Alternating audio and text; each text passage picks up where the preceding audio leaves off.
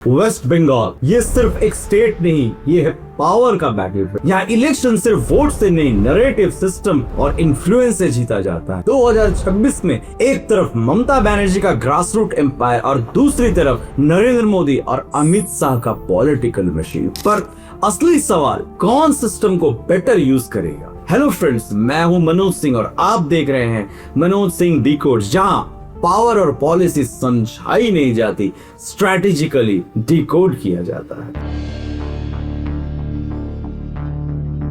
एक वक्त था जब बंगाल में बीजेपी का नाम भी कम था, लेकिन 2019 के बाद भारतीय जनता पार्टी ने बंगाल को प्रायोरिटी बना दिया। 2021 में डिफीट के बाद भी शुभेंदु अधिकारी जैसे लीडर्स ग्राउंड पर बने रहे। दिलीप घोष, सुकांतु मजूमदार, ये सब एक लॉन्ग टर्म वॉर का प्लानिंग था, सिर्फ एक इलेक्शन नहीं था। और बीजेपी का सबसे बड़ा वेपन था करप्शन नैरेटिव, जैसे एसएससी रिक्रूटमेंट स्कैम, जिसमें फेस बने टीएमसी के पार्थो चैटर्जी, उनकी close aide Arpita Mukherjee. Crore of cash recovery हुई है यहाँ पे रिक्रूटमेंट स्कैम में। फिर आया कोल स्कैम, जिसमें टीएमसी के leader Anubrata Mondal, cattle smuggling case. हर रेड्स में एनफोर्समेंट डायरेक्टरेट और सीबीआई की इन्वॉल्वमेंट एक ही मैसेज पुश करता था कि इनके सिस्टम करप्ट है, जो बीजेपी के लिए एक एडवांटेज क्रिएट करता था। और इसके बाद आया संदेश खाली का वायलेंस, जहां पे main accused Sheikh Shahjahan, women's ने एलिगेशन वहां लगाए कि लैंड ग्रैब किया जा रहा है उनका, उन्हें हैरेस किया जा रहा है, और बाद में ईडी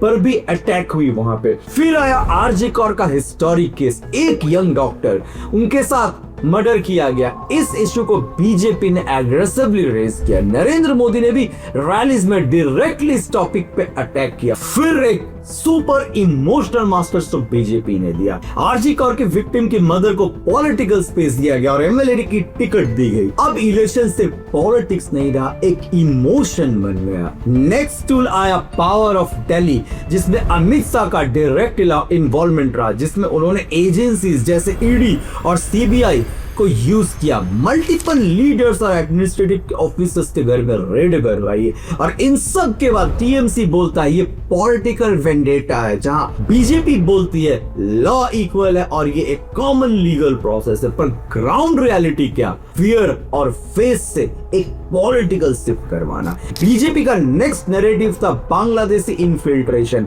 लीडर्स जैसे शुभेंदु अधिकारी और अमित शाह रेगुलरली इस इशू को यूज करते थे, जहां पे बांग्लादेशी पीपल्स रेगुलरली वेस्ट बंगाल में इन्फिल्ट्रेट कर रहे हैं। और फिर धीरे धीरे सीएए का पुश किया गया, हिंदू रिफ्यूज को पॉलिटिकल सपोर्ट दिया गया और इलीगल माइग्रेंट्स को नरेटिव बनाया गया। मगर दूसरी तरफ ममता बनर्जी इन सब को अपोज करती है और माइनॉरिटी वोट को कंसोलिडेट करने की कोशिश करती हैं।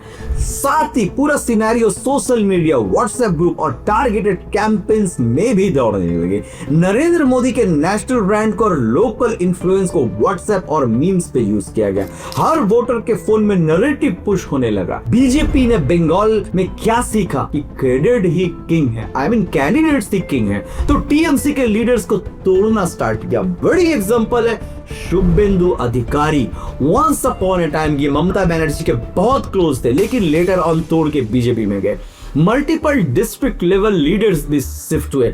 ग्राउंड नेटवर्क बीजेपी ने स्ट्रॉन्ग बनाए। तो 2026 का इलेक्शन क्या है? बीजेपी वर्सेस टीएमसी या सिस्टम वर्सेस सिस्टम? एक तरफ ममता बनर्जी, अभिषेक बनर्जी और उनके बहुत सारे वेलफेयर स्कीम्स, और दूसरी तरफ Narendra Modi, Amit Shah multi layer strategy use करते हुए। तो सोचो, एक तरफ बेनिफिट और दूसरी तरफ कंप्लीट नैरेटिव। मगर असली सवाल अभी है, क्या बंगाल वोट करेगा या उसको वोट करवाया जाएगा सिस्टम के थ्रू में? आप अगर बंगाल के वोटर है तो इस बार वोट देने से पहले नैरेटिव को समझिए।